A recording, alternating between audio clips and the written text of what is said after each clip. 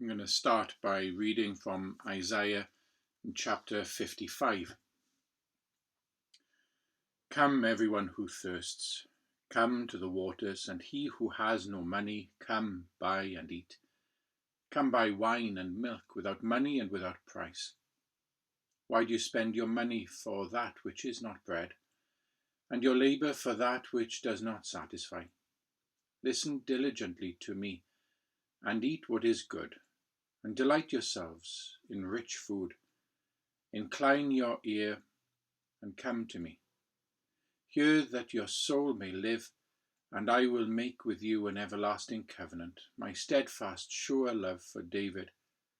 Behold, I made him a witness to the people, a leader and commander of the peoples. Behold, you shall call a nation that you do not know, and a nation that did not know you shall run to you, because of the Lord your God and the Holy One of Israel, for he has glorified you. Seek the Lord while he may be found.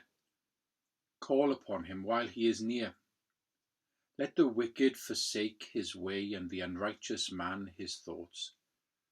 Let him return to the Lord, that he may have compassion on him, and to our God, for he will abundantly pardon. For my thoughts are not your thoughts, neither are your ways my ways, declares the Lord. For as the heavens are higher than the earth, so are my ways higher than your ways, and my thoughts than your thoughts. There's a knock at your door. You casually get up out of your seat and saunter through the porch to see who's there. Standing before you is a man dressed in strange but fancy clothes that identify him as a messenger from the palace. And he speaks to ask you your name, and then hands you an envelope. He's been told that he must give it to you, and to you only. He can't put it through the letterbox. He can't leave it with anyone else. He has to put it into your hand, and only into your hand. And the envelope itself is quite something. Thick paper with an embossed coat of arms. In fact, it's a bit of a shame, really, to break the seal and to open it, a bit like cutting into a beautifully decorated cake. As soon as you cut it, the appearance is ruined. But cakes are for eating, and envelopes are for opening. And what you pull out of the envelope is a spectacularly ornate card. In fact, it's so spectacular that it takes you some time to focus away from its decoration and onto what it says. And what it says really bowls you over. It's an invitation made out specifically to you to attend the palace, to sit at the head of the table, and to enjoy the most sumptuous banquet ever put on. Now, obviously, you think that there must have been some mistake, so you double check the card and you check the envelope again, but there's no mistake. It's your name on both. And then you think, well, there must be a catch. This is surely going to cost me the earth. But on the invitation, in clear print, you read, "Come without money and eat the best food and enjoy the most lavish fare." So how do you feel?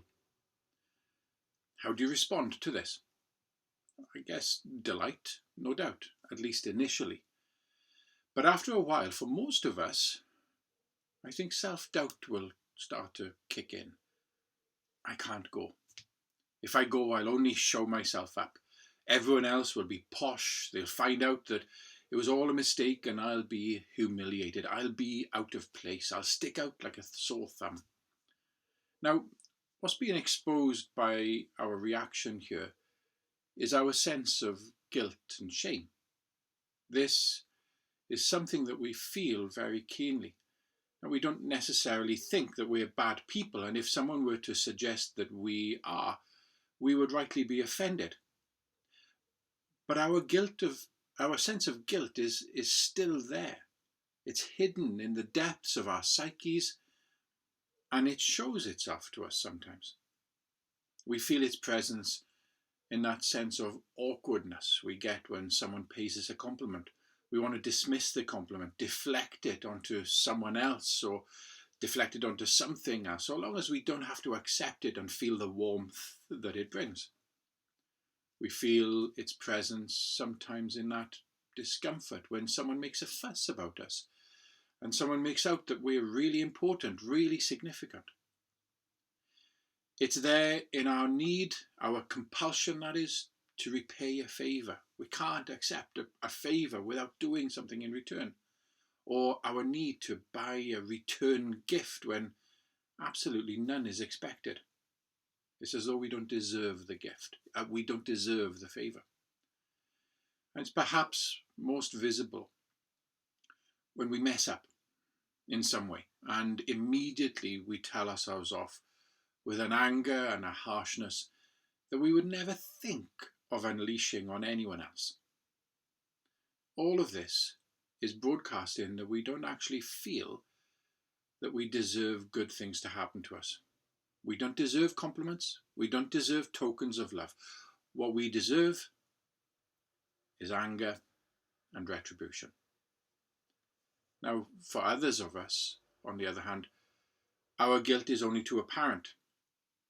A past action or a past way of life has significantly hurt someone else or damaged our own life in some way that seems irreparable.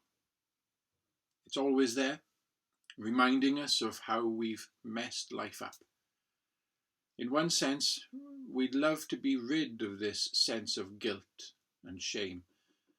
But in another, well, we feel that we deserve to have these shackles around our ankles for the rest of our life.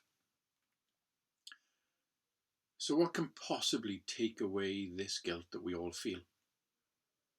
Perhaps others have tried to reassure us, tell us that we're good, tell us that we have nothing to feel guilty about, but that just doesn't work. Still, we're hampered by our own self-condemnation and our own self-rejection. One of the major difficulties with this way of seeing ourselves is that we can't really believe that we deserve anyone's friendship or love. How can we ever hope, then, to deserve the friendship and the love of God? And this is where this reading from Isaiah chapter 55 helps us, because it points out that God may be found. As it says in verse 6, "Seek the Lord while he may be found, call upon him while he is near." In fact, the real sense of these words is that God makes himself available to be found. He invites us to his banquet. He invites us to come to him, to be welcomed by him. In spite of this sense of guilt, in spite of this sense of unworthiness that keeps us away from lesser privileges, God invites us into a relationship with him. If there's anyone whose welcoming of us can dissolve our guilt and our shame, then it's God. When anyone else shows us kindness, no matter how important or significant they are to us, all it does is provoke a greater sense of discomfort, a sense of how undeserving we are to accept it. What we need is the ultimate authority, the ultimate moral authority to welcome us if this guilt is going to be dissolved. And that's exactly what God is doing.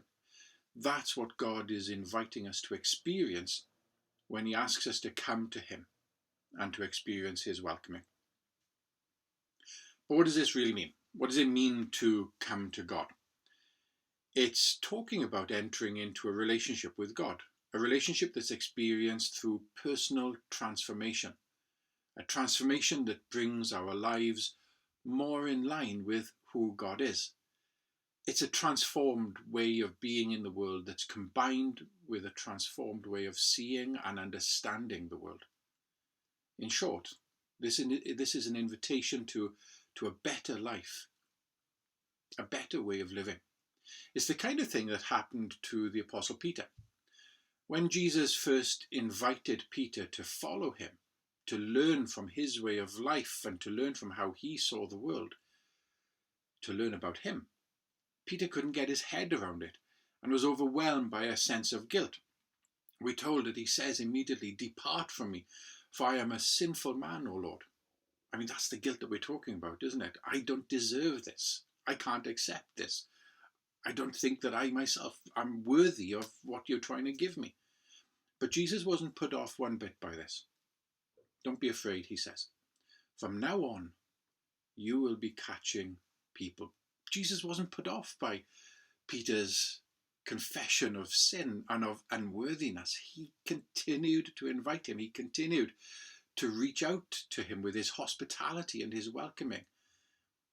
And what Jesus was inviting him to experience was a new life, a close relationship with him, and a new purpose in life to help others to be set free from their guilt. That's what he means by, and you will be catching people.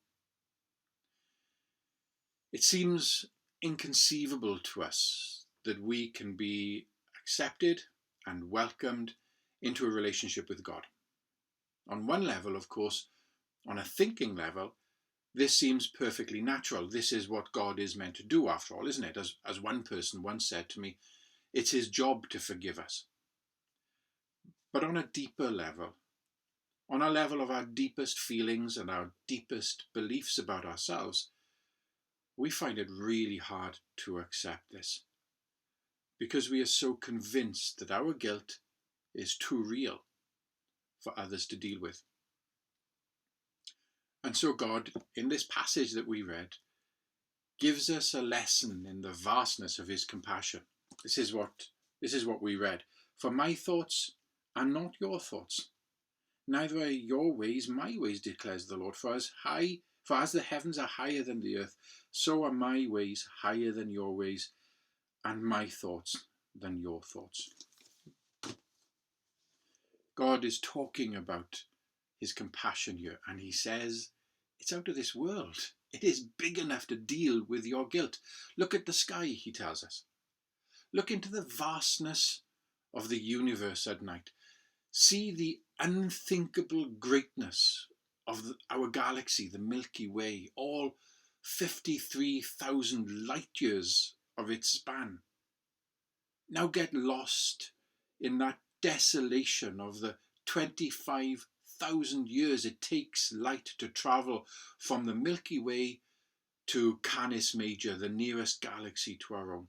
25,000 years to get to the nearest galaxy. And reflect on the fact that these are only two of the 100 billion or so galaxies scattered throughout the universe. And then think of this. It was God's love that created all of this. So what chance does your guilt stand when confronted with the compassion and the love of God? As our minuteness is exposed by the vastness of the universe, so our guilt simply can't measure up to the vastness of God's compassion. Our guilt cannot survive God's compassion. And so God, in Jesus, says to us, don't be afraid. From now on, I'll give you a new life with a new purpose.